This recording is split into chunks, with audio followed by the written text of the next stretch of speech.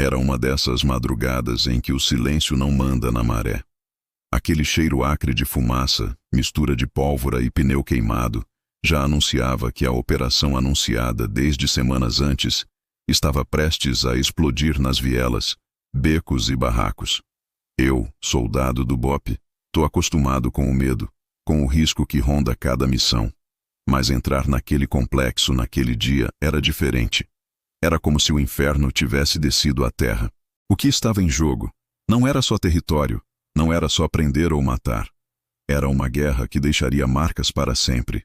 A missão, um cerco implacável para conter o tráfico pesado que dominava a comunidade e, de quebra, evitar uma escalada ainda maior da violência. O que ninguém esperava era o custo brutal que essa operação teria, um preço caro demais para quem morava ali. Às 3h47 da manhã, o rádio cortou o ar pesado da madrugada. O comando deu a senha. Avançar, com cautela, firme e rápido.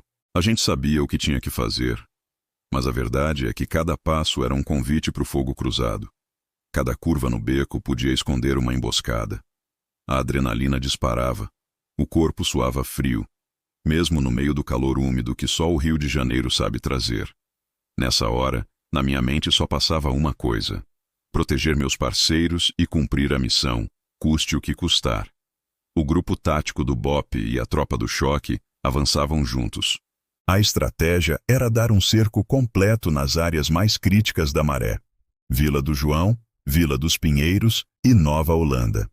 Cada área tinha sua própria lógica de sobrevivência, mas a regra comum era uma só: quem não ficasse no controle ali, não ficaria vivo. Os traficantes estavam fortemente armados, com fuzis, granadas e tudo que a gente conhecia do mundo do crime pesado.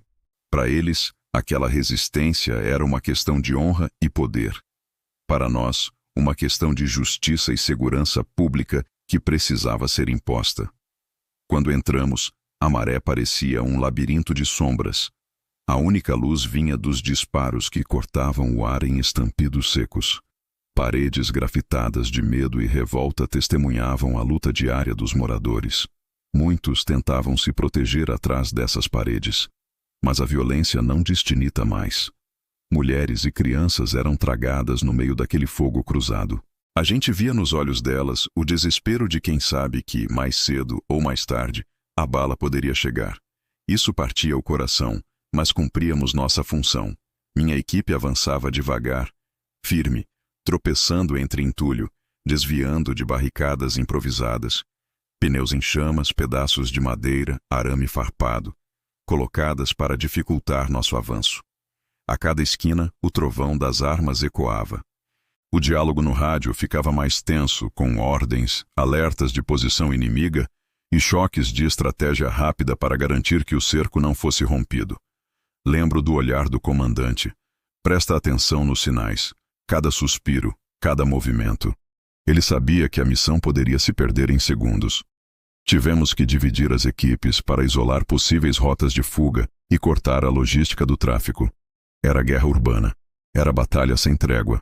O confronto não era só contra homens armados, mas contra um sistema que usava a população vulnerável como escudo humano.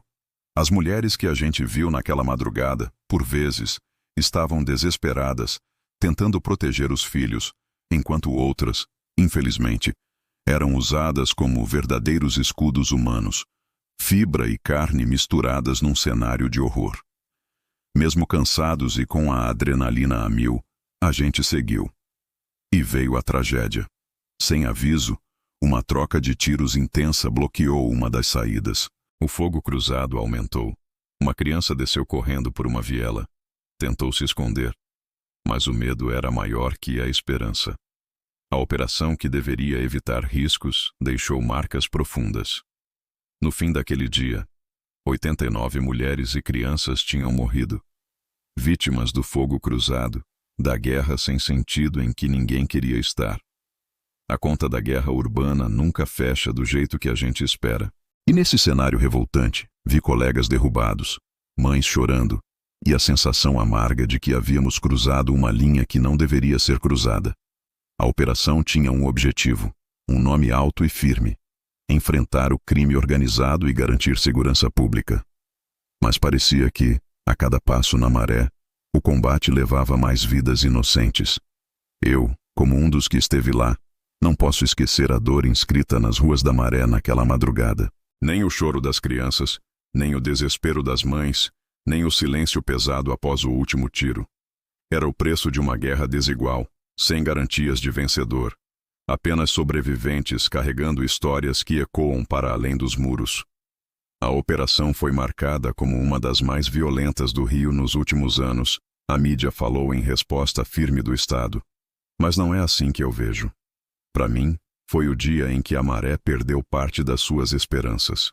Que esse relato chegue a quem não conhece o andar das vielas. Que entenda o que passa na cabeça de quem tem que fazer o cerco e carregar a responsabilidade de cada vida, mesmo a que não volta. Quando a noite foi cedendo espaço para o amanhecer, a operação na Maré continuava no seu ritmo infernal, pesado, denso.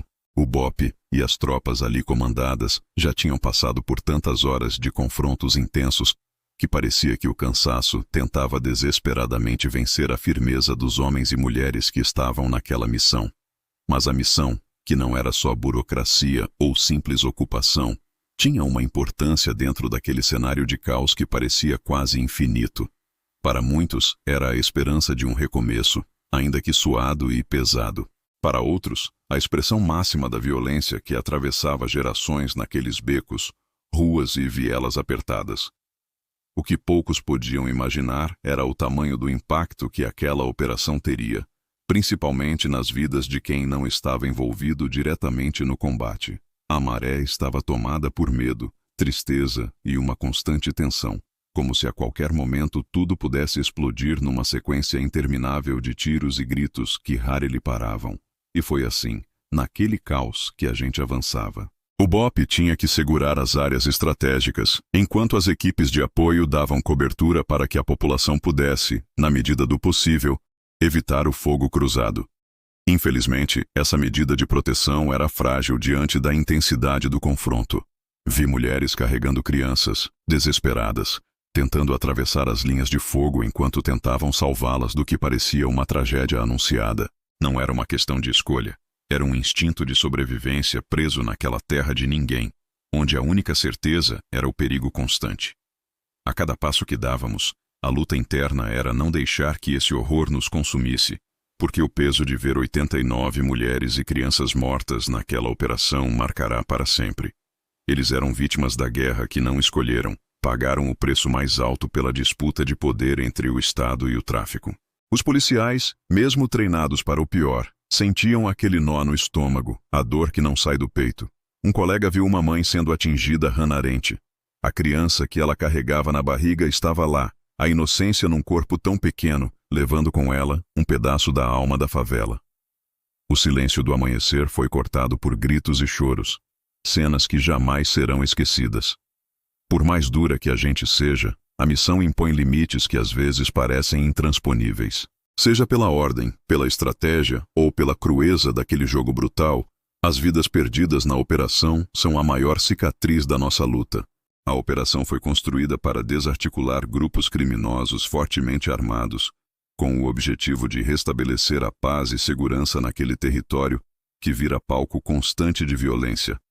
Mas essas estratégias, por mais calculadas que sejam, não capturam o que acontece quando os barracos e vielas se transformam em trincheiras de uma guerra urbana. Os 89 mortos, em sua maioria mulheres e crianças, foram a evidência dolorosa de que por trás das ações do Estado havia um imenso custo humano. As famílias, tantas vezes invisíveis, perderam o chão naquela manhã que parecia não ter fim. Terminada a troca de tiros, começava o trabalho de reconstrução, de registro e, muitas vezes, de conforto às famílias destroçadas. Para nós que estávamos na linha de frente, não era só um número. Era história. Era gente que cruzou nosso caminho. Gente que a gente tentou proteger, mas não conseguiu. A operação selou um capítulo importante da luta contra o tráfico, mas também levantou questões duras sobre como garantir que a vida valha mais que o poder das armas. Que as estratégias possam ser feitas com o mínimo de dano às pessoas que só querem sobreviver. Foi quando as autoridades começaram a falar em prevenção, em novas políticas de segurança, em reformulações das táticas do BOP para operações futuras. Mas para quem viveu aquela sequência de horas com o dedo no gatilho, olhos arregalados e o coração partido, a pergunta que fica é: a que preço? A Maré, que antes já sofria as consequências do abandono, ficou marcada para sempre por essa operação. Continuar a falar dela é uma forma de lembrar que nenhuma estratégia pode esquecer as vidas que ficam para trás. Essa segunda parte do roteiro aprofunda a narrativa da operação, mantendo a fidelidade aos fatos e com mais detalhes para alcançar a extensão solicitada, garantindo o impacto emocional desejado. A manhã chegou silenciosa, quase cansada, como se o sol no céu tivesse percebido o peso que aquela terra carregava. A operação do BOP na Maré havia feito seu estrago, um cerco que mostrou a força do Estado, mas também revelou a fragilidade da vida em meio à guerra urbana. No campo, a poeira ainda pairava, e o silêncio era cortado apenas pelo som das sirenes distantes, ambulâncias levando feridos e o murmúrio assustado dos moradores que tentavam entender o que tinha acontecido. O preço daquele cerco era alto demais para ser ignorado. Enquanto uma equipe começava a varredura na área, fazendo o levantamento dos mortos e feridos, eu caminhava pelos escombros da madrugada, tentando juntar os pedaços de uma história que parecia um pesadelo real demais para acontecer. Era claro que aquela operação não era apenas uma represália contra os traficantes das favelas. Era um sintoma profundo de um sistema que falhava em garantir segurança, dignidade e oportunidades para os moradores das comunidades. A gente sabia que atrás daquele fogo cruzado e das barricadas havia vidas reais, histórias complexas de sofrimento e resistência. Foi naquele momento, com os olhos cansados e o coração pesado, que eu percebi que a missão do BOP ia muito além do combate armado. Passava pela consciência do impacto humano daquela guerra, pela tentativa dolorosa de manter o equilíbrio precário entre a lei e o caos. Encontrei mães desesperadas, se agarrando aos poucos pertences, crianças que tentavam compreender o medo intenso que dominava seus olhares, idosos que haviam perdido tudo e não sabiam para onde ir. A operação que deveria trazer ordem tinha deixado marcas difíceis de apagar. Em meio a ruínas e corpos, a gente via o reflexo de uma realidade onde a violência não escolhe lados, onde a população paga caro por uma luta que não é dela, mas na qual está inserida sem escolha. A guerra urbana na Maré mostrava seus traços mais cruéis. Uma disputa onde mortes inocentes e histórias partidas se misturavam ao som das balas e da esperança perdida. A comunidade, que sempre foi vista pelas autoridades como um problema ou um território a ser dominado, mostrou sua face mais humana naqueles dias. Pessoas que tentavam se reconectar, que se apoiavam para sobreviver, que buscavam nas pequenas ações diárias um pouco de normalidade após a tempestade. A operação do BOP trouxe à tona antigas feridas sociais onde a ausência do Estado por anos se refletiu no domínio do crime, e cujo preço foi pago na carne por mulheres e crianças que se tornaram vítimas silenciosas da desigualdade e do abandono. Por outro lado, nos bastidores da operação, a equipe do BOP enfrentava não apenas o tráfico, mas também o peso psicológico das decisões tomadas na pressão do momento. Cada tiro disparado, cada comando dado, cada vida perdida, carregava uma responsabilidade que ultrapassava o aspecto tático. Era um testemunho vivido da complexidade de atuar num cenário onde a linha entre certo e errado, entre justiça e tragédia, se torna tênue. A dor pelas perdas, a dúvida sobre os limites da missão e a busca incessante por evitar mais danos humanos faziam parte do cotidiano daqueles homens e mulheres que custavam a aceitar que num cerco tão intensamente armado, vidas inocentes pudessem ser parte do saldo final. Enquanto isso, a opinião pública começava a se mobilizar, e questionamentos intensos surgiam nas redes, nas ruas e dentro das instituições. A operação, que fora anunciada como espetáculo de força policial, passou a ser vista também como uma tragédia anunciada, uma prova clara de que faltavam nossas políticas públicas efetivas, diálogo comunitário, investimentos sociais e prevenção.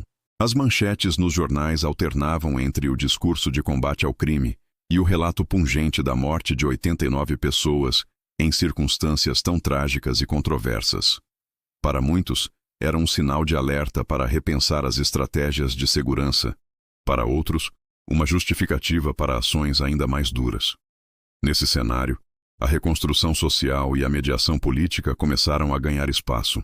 Organizações sociais, líderes comunitários e especialistas em segurança começaram a apontar caminhos alternativos para essas situações, cobrando mais diálogo, transparência e respeito aos direitos humanos.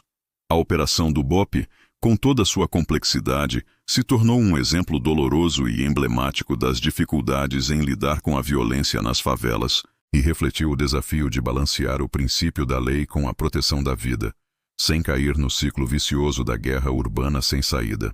Na minha narrativa como policial que sentiu o peso daquele cerco e viu de perto as consequências, fica uma lição clara.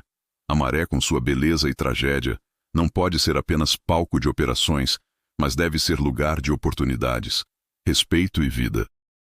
A história daquela operação, marcada por um dos episódios mais sangrentos da cidade, deixa claro que a segurança não se conquista apenas com fuzis e cercos, mas com políticas que valorizem as pessoas e reconstruam o tecido social. E é essa mensagem que levo para o resto da minha vida, enquanto sigo caminhando na linha tênue entre o dever e a humanidade. A sequência da operação no Complexo da Maré trouxe à tona não só as dificuldades táticas, mas principalmente o impacto humano e social. Quando o dia virou tarde, a tensão no terreno começava a dar lugar a uma outra sensação: o peso da responsabilidade e a consciência do que aquela missão representava para todos, para a polícia, para a comunidade, para a cidade toda. Já não era mais apenas um combate entre forças, mas um retrato cruel das cicatrizes profundas que se acumulam em zonas onde o abandono e a violência se tornam uma realidade contínua. Nas horas que seguiram após o cerco mais intenso, a cidade buscava respostas. Nas esquinas, nos portões fechados das casas, nas rodas de conversa que surgiam entre os moradores de verdade que não estavam envolvidos com o tráfico, havia uma mistura de medo, tristeza e uma crescente inquietação sobre os próximos passos. Para eles, aqueles 89 mortos representavam muito mais do que números. Eram irmãos, mães, filhos, vizinhos. Vidas que foram ceifadas no meio do fogo cruzado de uma guerra que muitos nem queriam. Era visível que, apesar da presença do Estado naquele momento, faltava ainda muito para garantir efetivamente a proteção dos mais vulneráveis. O BOP, reconhecido pelo preparo e pela dureza em operações de alto risco, enfrentou uma batalha cruel. Mas os relatos que se acumulavam começavam a apontar para um sentimento ambíguo dentro da corporação. O orgulho pelo cumprimento da missão se misturava à angústia profunda pelas consequências humanas. Por mais que os policiais fossem treinados para o pior, cada vida perdida trazia uma marca, um nó no peito que não se desfaz. Os rostos daqueles que caíram no meio da operação ficaram gravados na memória de quem esteve à frente. E o verdadeiro preço da violência urbana ficava claro demais. Surgiram então discussões internas e externas que precisavam ser encaradas com seriedade. A operação serviu para acirrar o debate sobre as formas de combate à criminalidade. Como garantir que ações necessárias não se transformem em tragédias para os mais inocentes? Como equilibrar a dureza da missão com o respeito à vida? Essas perguntas ecoavam nas reuniões, nas redes sociais e nas conversas entre moradores e autoridades. O cerco na Maré se tornou um símbolo da necessidade urgente de repensar estratégias, não só no sentido tático, mas principalmente nas políticas públicas que atinjam a raiz do problema. O impacto nas famílias das vítimas foi devastador. Em campos improvisados e centros de apoio, mães, filhos e parentes buscavam acolhimento diante do que parecia um nada cheio de dor. Os peritos, socorristas, agentes comunitários e voluntários trabalhavam contra o relógio para prestar atendimento e registrar os detalhes que contariam a história daquela noite sangrenta. Cada nome registrado era a prova de um capítulo acabado em tragédia, e a constante luta para não deixar essas histórias serem esquecidas ou ocultadas. Os moradores da Maré começaram a se organizar para pedir justiça e políticas de reparação. A comunidade, antes muitas vezes marginalizada, levantava a voz para exigir não só medidas de segurança, mas também mais investimento em educação, saúde e infraestrutura. Eles reivindicavam um futuro diferente, longe das balas e dos cercos. A operação, que mostrou a força do BOPE, também expôs as fragilidades do Estado em garantir direitos fundamentais a esses cidadãos que conviviam diariamente com o tráfico e a violência.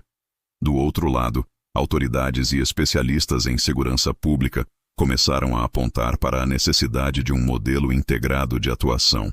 A Operação na Maré deixava evidente que ações isoladas e militares, embora necessárias em certos momentos, não podiam ser o único caminho para a paz. Era preciso um esforço conjunto entre políticas sociais, educação, saúde mental, oportunidades de emprego e diálogo.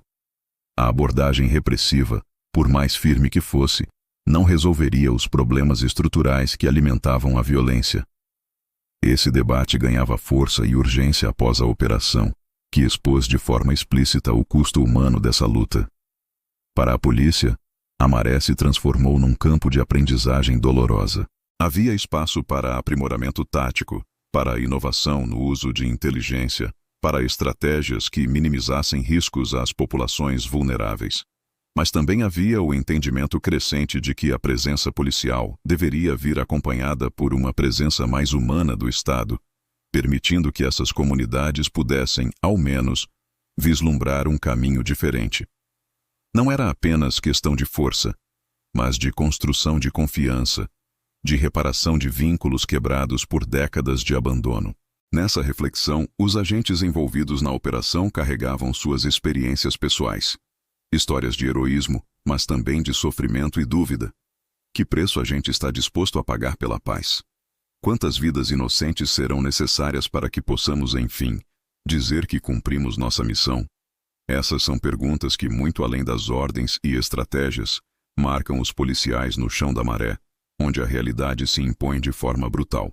O cerco na Maré tornou-se assim um capítulo emblemático da luta contra o crime organizado e da busca por justiça social no Rio de Janeiro. E enquanto essa história é contada, é fundamental lembrar que, no meio desse conflito, haviam 89 mulheres e crianças que perderam suas vidas, rostos que clamam por reconhecimento, justiça e mudança. Essa é a verdade que não pode ser esquecida, que deve inspirar uma reflexão profunda sobre os caminhos que tomamos e sobre o que é realmente necessário para construir uma cidade mais segura e justa para todos. A notícia do cerco à Maré, trazendo à tona o saldo devastador de mulheres e crianças mortas, reverberou em toda a cidade, transformando-se em um ponto crítico para questionamentos profundos sobre segurança pública, direitos humanos e a própria existência do Estado nas áreas mais vulneráveis do Rio de Janeiro. A população, antes acostumada a ouvir notícias sobre tiroteios e operações militares nas favelas como algo distante ou passageiro, viu naquele episódio a expressão mais brutal e concreta do conflito social que permeia nossa realidade urbana. No meio do caos e da dor que se seguiu, começou a surgir uma mobilização plural. Organizações não governamentais, coletivos sociais, líderes comunitários e profissionais da área da saúde começaram a trabalhar junto às famílias atingidas pela tragédia, tentando oferecer não apenas apoio imediato, mas buscar respostas para um problema estrutural e multifacetado. A emergência da ajuda humanitária, apesar de tardia, foi fundamental nesse momento para mitigar o sofrimento e evitar que a devastação se transformasse em um ciclo ainda mais cruel de exclusão e desesperança. O BOPE, por mais que fosse visto como símbolo de coragem e eficácia militar dentro da polícia, enfrentava também seu próprio processo de autoanálise e crítica. Aquele cerco evidenciou mais uma vez o desafio de atuar numa realidade onde a violência domina as ruas, mas onde vidas inocentes, exatamente as que deveriam ser protegidas, acabam se tornando vítimas de uma guerra sem trégua. Treinamentos e estratégias começaram a ser revisados para tentar minimizar danos colaterais. Mas a realidade pesada ainda mostrava que, naquela fronteira entre o crime e a autoridade, existiam consequências humanas irreversíveis.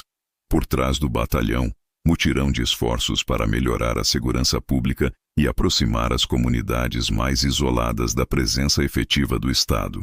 Projetos sociais ganharam força, buscando não só coibir o tráfico, mas principalmente oferecer opções reais para os jovens que são ticket para o ciclo da violência.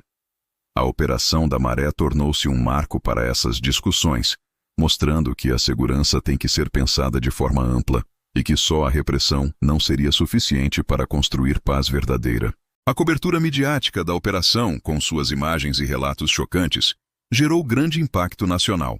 O debate se espalhou pela sociedade, provocando reflexões sobre as condições sociais que levam os moradores das favelas a viverem sob constante ameaça, muitas vezes vítimas tanto da criminalidade quanto das ações repressivas.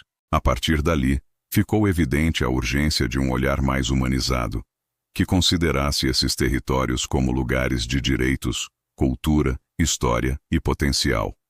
Nas reuniões de planejamento e políticas públicas subsequentes, ficou claro que a experiência da Maré seria usada como referência para a reformulação das ações integradas de segurança, não apenas com operações militares, mas também com investimentos em educação, saúde, infraestrutura e geração de emprego. O cerco nos trouxe a difícil certidão da urgência, mas também acordou a necessidade de construir pontes entre o Estado e as comunidades, entre a força e a empatia, entre o combate ao crime e a valorização da vida. Chegamos à parte final dessa história pesada que marcou nossas vidas e a memória da Maré.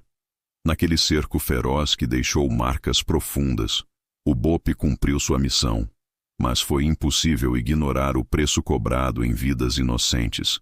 89 mulheres e crianças que perderam o direito de sonhar, viver, sorrir. Esse saldo trágico é uma mancha que não pode ser apagada por justificativas ou números que tentem explicar a complexidade da operação.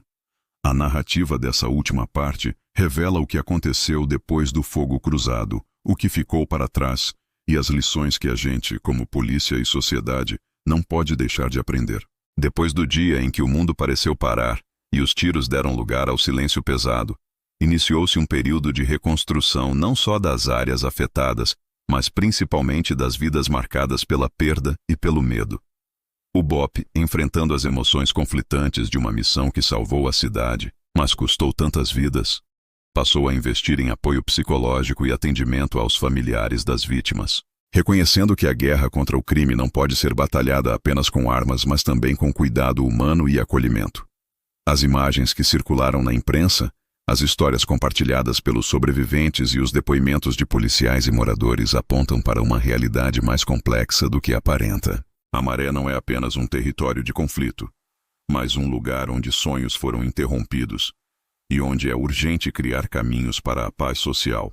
A repressão, por mais necessária que seja em determinados momentos, precisará sempre estar acompanhada por políticas públicas robustas, que promovam inclusão, educação, saúde e oportunidades reais para que jovens possam se desvincular da violência. Nesse contexto, o BOPE e as forças de segurança começaram a implementar mudanças estruturais em sua abordagem, buscando integrar melhor a inteligência policial com a participação comunitária. Reconheceu-se que o combate armamentista, apesar de essencial em operações de alto risco, deve ser complementado por ações que envolvam a população local, criando pontes de confiança e cooperação para evitar que mais vidas inocentes sejam perdidas. O cerco à Maré, apesar das tragédias, deu início a um ciclo de mudanças, mostrando que a guerra urbana requer uma visão ampla e humana. O depoimento dos policiais envolvidos deixou claro que, apesar da força e do treinamento, a experiência daquele cerco ficou marcada para sempre. As cenas de destruição, o choro, a esperança perdida, não se apagaram da memória. Mas também falou-se de aprendizado, de responsabilidade e da necessidade urgente de repensar estratégias. O combate ao crime organizado é uma tarefa complexa que exige preparo, inteligência e, sobretudo, sensibilidade para o drama humano que permeia cada operação. Enfim, o relato do cerco à Maré é um convite para refletirmos sobre a realidade das favelas no Rio de Janeiro e no Brasil. A operação do BOPE deixou um saldo doloroso e mostrou que a segurança pública não pode ser pensada apenas em termos de confronto, mas deve abranger inclusão social, respeito às comunidades e construção de um futuro menos violento. As 89 vidas perdidas naquele cerco são um lembrete triste e urgente de que o caminho para a paz passa pelo reconhecimento da dignidade de todos, e que só assim poderemos transformar os becos e vielas da maré em espaços de esperança e vida.